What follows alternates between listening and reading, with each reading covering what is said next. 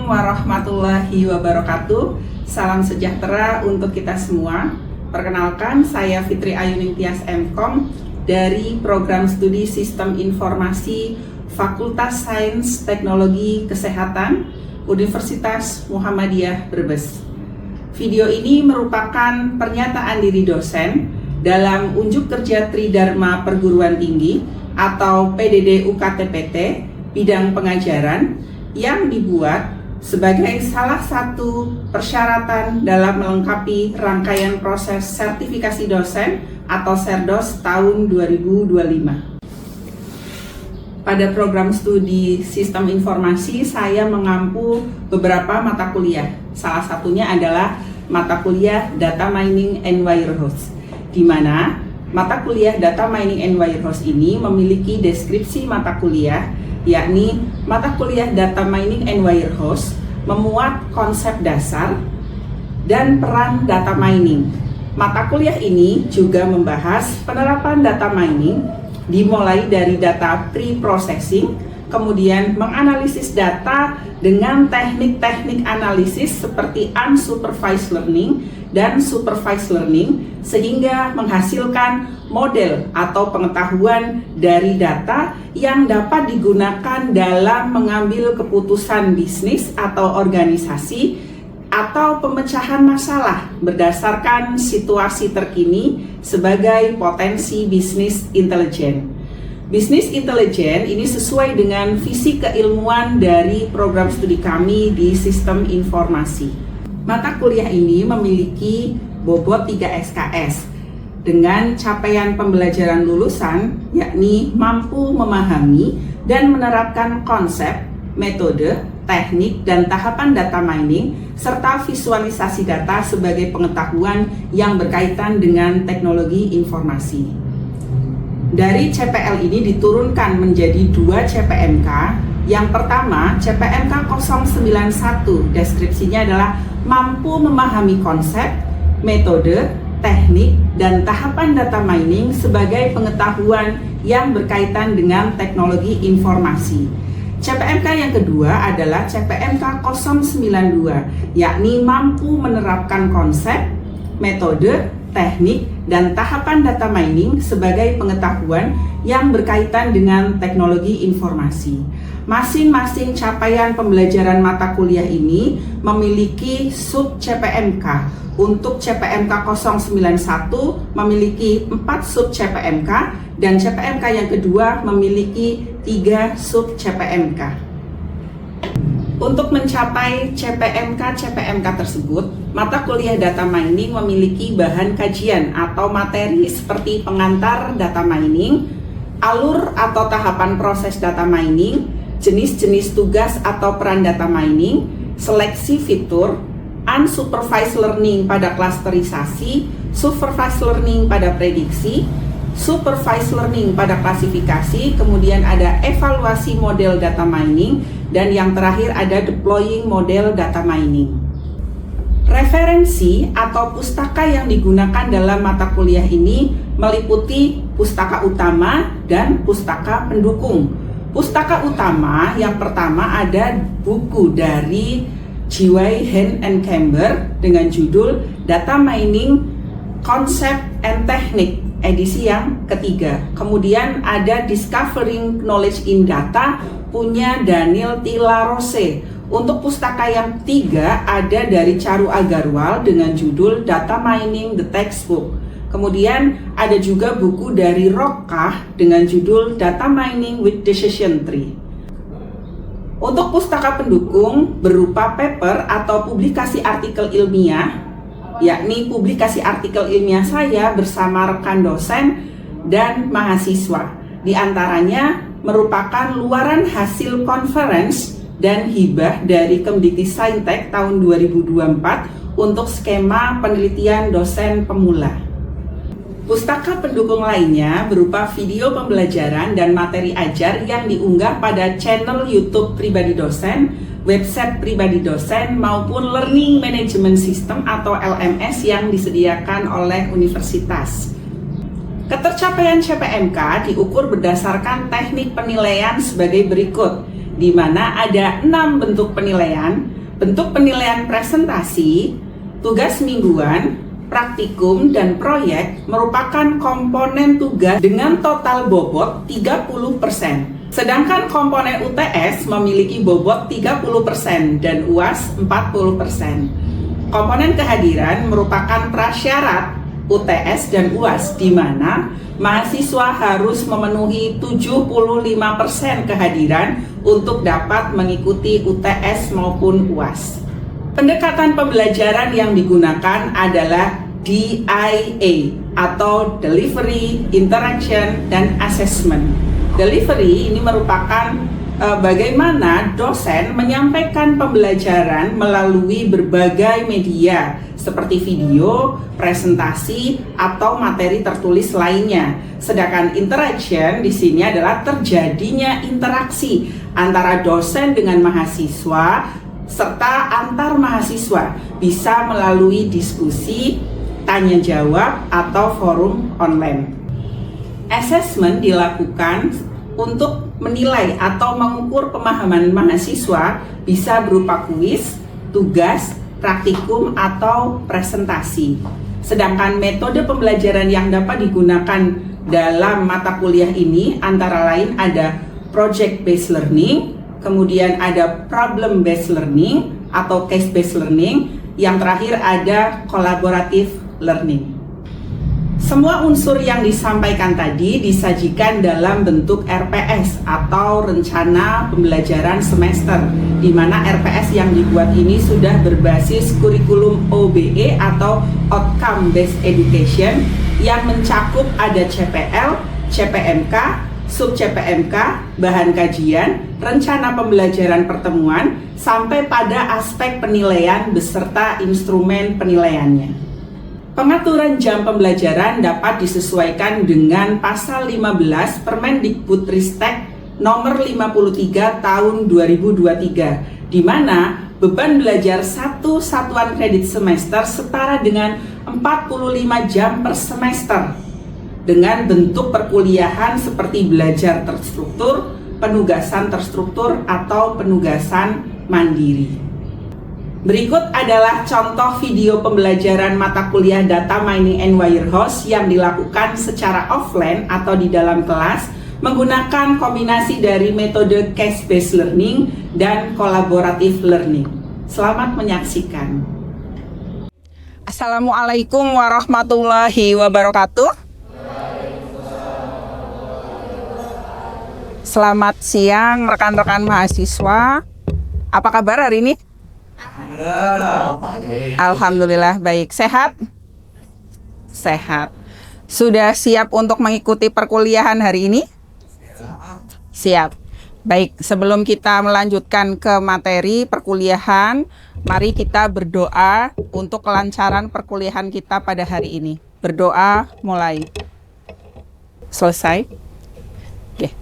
Hari ini kita masuk ke pertemuan yang ke-12 ya teman-teman. Sebelumnya saya absen dulu. Dira Purnamasari hadir, Devia Sulvia, M. Seto Parikesit.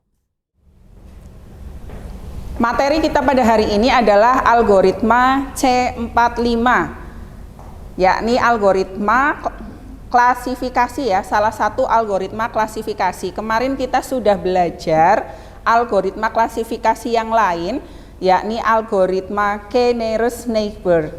Nah, baik K-nearest-neighbor atau C45 atau yang kita sudah pelajari juga naive Bayes merupakan salah satu atau beberapa yang tergolong ke dalam supervised learning. Kira-kira apa ya supervised learning itu? Kita sudah belajar di pertemuan sebelumnya. Ada yang bisa menyampaikan pendapatnya atau jawabannya tentang apa itu supervised learning? Ya, baik Mbak Miranda, silahkan Mbak. Apa itu supervised learning? Jadi supervised learning itu seperti pembelajaran dengan data yang memiliki label. Jadi ada data, karakteristik datanya, ada kelasnya, ada labelnya. Betul sekali bahwa supervised learning adalah pembelajaran terbimbing dengan guru. Dengan guru dalam hal ini adalah datasetnya berlabel. Berbeda dengan unsupervised learning. Kalau contoh dari unsupervised learning, contoh unsupervised learning algoritmanya apa saja? Sudah kita pelajari juga. K-means, kemudian K-medoid, DBScan, ada lagi? Fuzzy Seimin. Untuk mata kuliah hari ini, algoritma C45, kita nanti pakai pendukung utama atau buku utama dari Rokah, ya. Buku ini sudah di-upload di Learning Management System dan website pribadi yang seperti biasa sudah kalian akses, nanti bisa akses lagi. Kemudian ada juga paper pendukung untuk studi kasus. Ini ada beberapa paper. Kebetulan paper saya sendiri bersama Bapak Umar Goni dan alumni yang sudah lulus dari Sofa Ismaya. Kemudian ada juga salah satu paper saya bersama Bapak Azhar Basir. Ini dua paper ini topiknya adalah penerapan C45. Oke. Untuk capaian pembelajaran mata kuliah pada hari ini ada CPMK 092, yakni kita nantinya diharapkan teman-teman mampu menerapkan dari konsep, metode, teknik, kemudian tahapannya sebagai pengetahuan yang berkaitan dengan teknologi informasi. Target dari sub CPMK 092 ini ada sub CPMK 0921, yakni mampu menganalisis. Kita nanti belajar menganalisis penerapan dari model data mining dalam mengatasi sebuah permasalahan data science, ya, berdasarkan tugas dari peran data mining. Ingat, ada 5 peran data mining. Apa saja? Asosiasi, 2, forecasting, 3, clustering, 4, klasifikasi, 5, estimasi. Nah, kali ini peran data mining yang akan kita pelajari adalah peran yang klasifikasi. Untuk indikatornya adalah ketepatan dalam menerapkan algoritma C45. Oke. Dan hari ini apa saja sih yang akan kita pelajari? Ada topik dari hari ini, ada yang pertama nanti kita ada pengenalan konsep decision tree atau pohon keputusan. Berikutnya ada algoritma C45 itu sendiri. Selanjutnya lagi ada kita nanti belajar dari studi kasus dataset nyata. Dilanjutkan nanti ketika studi kasus kita dapat mengumpulkan kemudian mempersiapkan datasetnya dari sumber yang terpercaya atau mungkin yang sudah biasa teman-teman lakukan dari Kaggle atau UCA atau mungkin beberapa dataset yang sudah saya share sebelumnya di LMS ataupun website. Gitu ya, teman-teman. Yang kelima nanti ada implementasi model C45-nya. Setelah ada pemilihan kasusnya, kita sudah mengumpulkan datasetnya, kemudian kita coba implementasikan model dari C45 itu sendiri. Kalau bisa saya gambarkan, kira-kira struktur pohon itu ada apa saja? Akar, daun, ranting, batang. Oke, saya coba gambarkan walaupun mungkin gambarnya kurang estetik ya, mohon maaf kalau kurang estetik. Misalnya ini ada akar, oke, kemudian batang tadi ya, ada cabang atau rantingnya, kemudian mungkin ada daun, anggap ini daun, ya.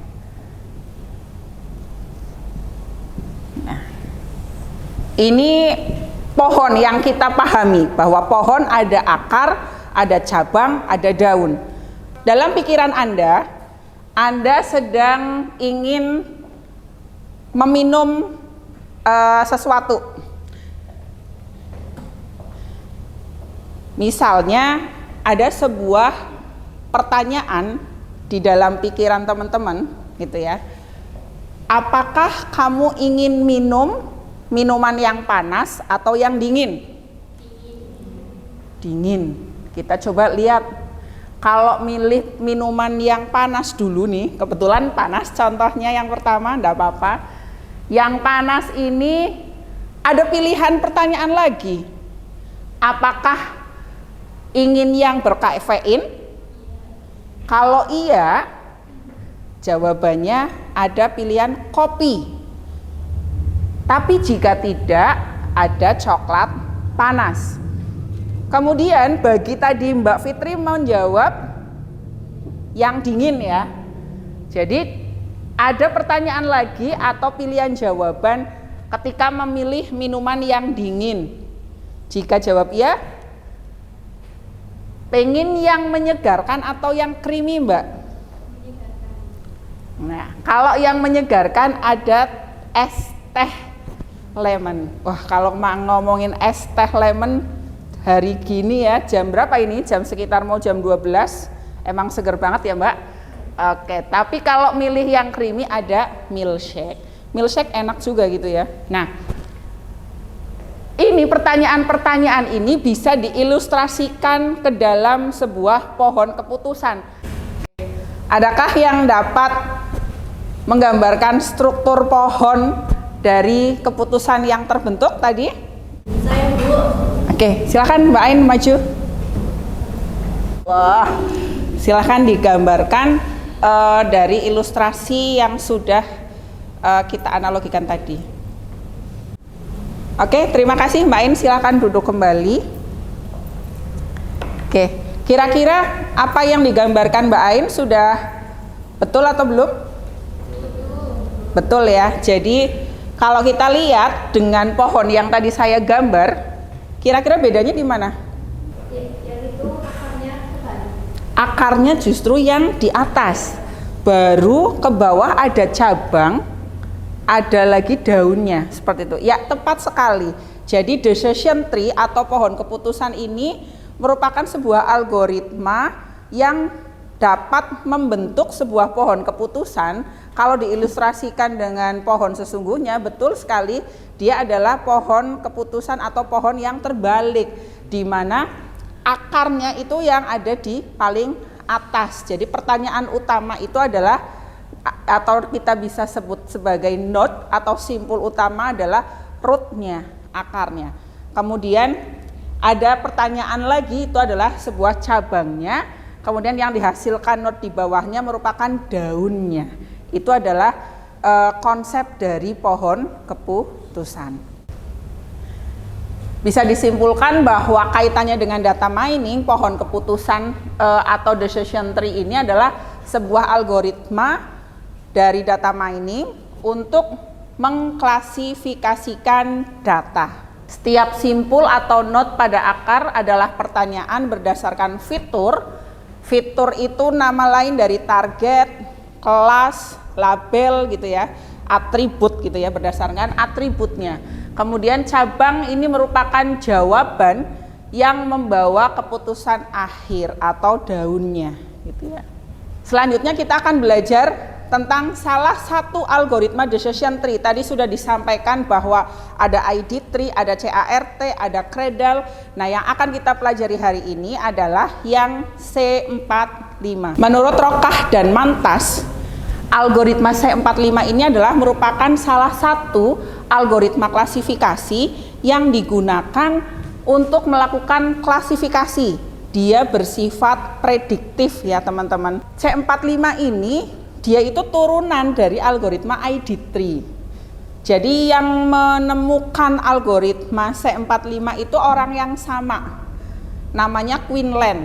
Yang membedakan ID tree dengan C45 adalah kriteria splitnya. Jadi kalau ID tree dipisahkan menggunakan information gain, kalau C45 menggunakan gain rasio. Tapi penemunya sama-sama, si Quinlan ini. Sebelum kita menggunakan tools, mungkin RapidMiner atau Anda nanti menggunakan IDE Python, bisa pakai Google Colab atau yang lain. Kita belajar dulu tentang perhitungan dari algoritma C45. Untuk belajar algoritma ini silahkan Anda kunjungi YouTube channel saya. Nanti teman-teman bisa pilih pada playlist data mining, kemudian pilih video tentang perhitungan algoritma C45. Silahkan dipelajari bagaimana pohon keputusan itu terbentuk menggunakan perhitungan matematika. Gimana teman-teman, sudah dilihat ya untuk tutorial perhitungan algoritma C45-nya? Sudah. Kira-kira dari dataset kontak lens atau rekomendasi penggunaan lensa kontak mata yang jadi node atau akarnya atau node utamanya apa? Tir portrait. Oke, coba kita lihat ya dari hasil perhitungan yang saya lakukan, sama atau tidak dengan kalian. Oke, jadi ada tir portrait. Kita lanjutkan dengan studi kasusnya, studi kasus implementasi C45 dengan aturan seperti ini ya. Teman-teman nanti berkelompok 3-4 mahasiswa, boleh dengan teman kanan kirinya, boleh, atau mungkin kalau memungkinkan bisa dengan yang lain, silakan bergabung. Kemudian nanti teman-teman mencari salah satu permasalahan klasifikasi ya, bisa untuk prediksi kelulusan mahasiswa atau mungkin deteksi kanker payudara atau yang lain. Datasetnya juga sudah ada ya, sudah dikirimkan di awal mata kuliah ini. Silakan kalian bisa mengakses kembali untuk dataset yang kira-kira sesuai dengan masalah klasifikasi C45. Kemudian nanti datasetnya pilih yang sesuai. Lanjut dengan implementasi model C45-nya. Anda boleh menggunakan RapidMiner atau menggunakan IDE Python, Google Colab atau PyCharm juga boleh. Nanti silakan bebas. Yang penting nanti teman-teman bisa menghasilkan sebuah pohon keputusan, kemudian dianalisis ya. Dianalisis struktur pohon atau pemilihan atribut dari dataset yang digunakan. Di akhir setelah diimplementasikan, nanti kita akan coba dari beberapa kelompok untuk mempresentasikan hasil dari studi kasus yang telah dilakukan. Baik, silahkan bisa dilanjutkan untuk studi kasusnya.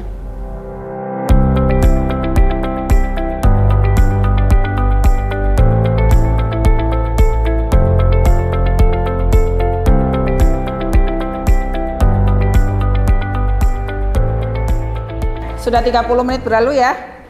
Kira-kira ada kelompok yang mau mempresentasikan di depan? Kelompok siapa? Oke, kelompok Mbak Miranda, Mbak Amira dan Mbak Juleha. Boleh silakan untuk maju ke depan kelompok dari Mbak Miranda dan teman-teman.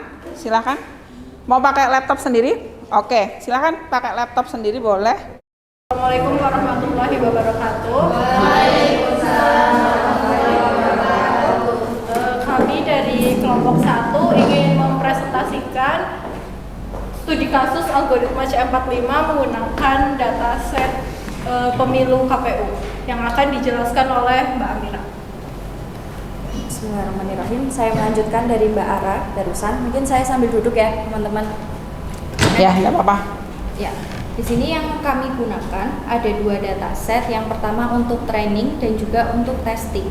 Adapun datasetnya bisa dilihat di sini ada beberapa atribut banyak ya, dari kolom A hingga kolom J, dan ini yang terpilih atau tidak itu merupakan label atau targetnya.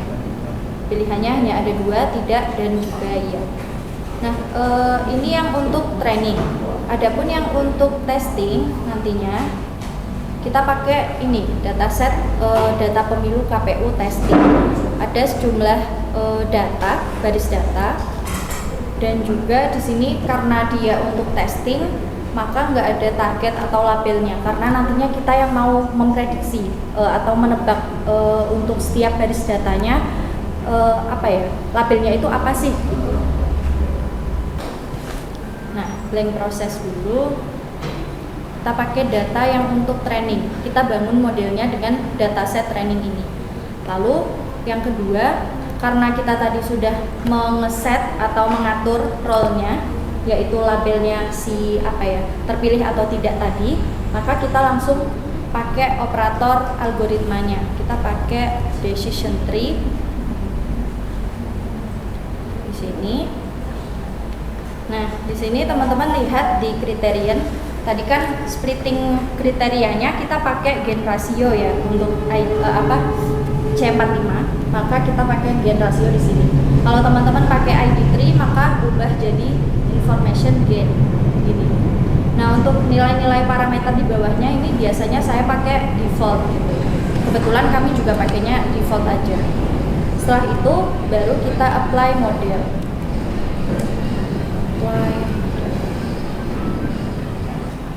Coba kita run dulu. Nah, ini modelnya. Dan perlu diingat ini model yang kita pakai inputannya yaitu dataset training tadi ya. Nah, hasil dari pemodelan tadi yaitu bentuknya berupa decision tree ya, pohon keputusan, di mana not utamanya, not pertama yaitu suara sah caleg gitu. Di sini suara sah caleg dia terbagi menjadi dua akar, dua cabang gitu. Yang pertama nomor urut caleg, yaitu ketika suara sah calegnya lebih dari 3082, maka not berikutnya yang muncul adalah nomor urut caleg. Nah, di sini terbagi lagi ke cabang-cabang yang berbeda lagi. Gitu. Nah, untuk lebih memudahkan lagi bagi kita untuk memahami decision tree ini, kita juga bisa melihat di bagian description. Ini rule if then-nya. Ini sama aja kok sama yang decision tree. Gitu. If apa, and apa, maka hasilnya ini iya gitu. Cenderung iya. Berarti cenderung lolos gitu. Jadi ini pola-polanya yang terbentuk dari pemodelan yang kita buat tadi berupa rule if then atau decision tree bentuknya. Mungkin itu saja dari kami. Baik teman-teman, ada yang mau bertanya tentang apa yang sudah dipresentasikan kelompok yang ada di depan? Nggak ada, Bu, cukup. Cukup jelas, ya. Betul, teman-teman yang di depan tadi sudah menjelaskan dengan sangat lengkap ya, mulai dari karakteristik dataset yang dipakai sampai kepada modeling algoritmanya dan menghasilkan struktur atau pohon keputusan decision tree-nya. Baik, tepuk tangan untuk kelompok yang ada di depan. Baik, setelah kita mempelajari hari ini bagaimana algoritma C45 itu diterapkan untuk permasalahan kasus klasifikasi, kira-kira ada teman-teman yang mau menyimpulkan nggak?